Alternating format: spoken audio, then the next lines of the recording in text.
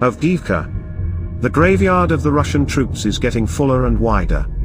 The most difficult situation near Avdiivka is in the area of the coke plant slag heap. The situation is such that no one physically controls it now, but the Ukrainian side has fire control. Any attempts by the occupants to enter it and gain a foothold end with powerful cluster strikes by the AFU against the enemy. The occupiers enter the Terrican, incur losses, and in the best case survivors withdraw, but very often there's simply no one left to withdraw. Ukrainians also suffer losses, because it is impossible to stop such an enemy horde without it. But the enemy is losing so much that it is already comparable to the first days of a full-scale invasion in February 2022. As of today, we can say that during the incomplete 2 weeks of the offensive in the Avdiivka area, the enemy suffered losses exceeding those of similar offensive operations in the areas of Bakhmut, Vugleda and Kupinsk.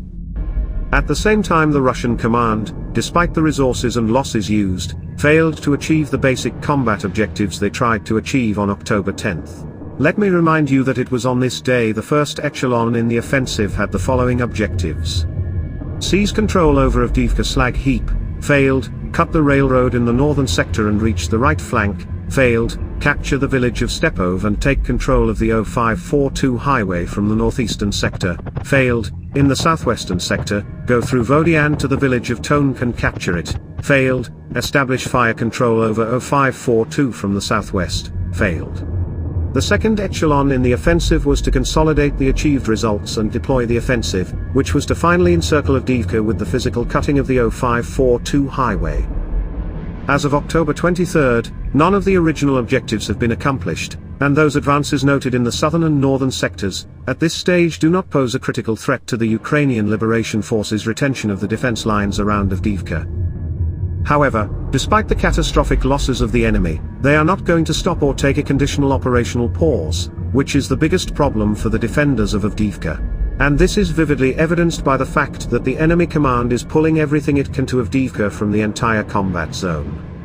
In the last video I drew attention to the appearance of one of the most combat-ready brigades in the Avdiivka area, the 21st Separate Guards Motor Rifle Brigade.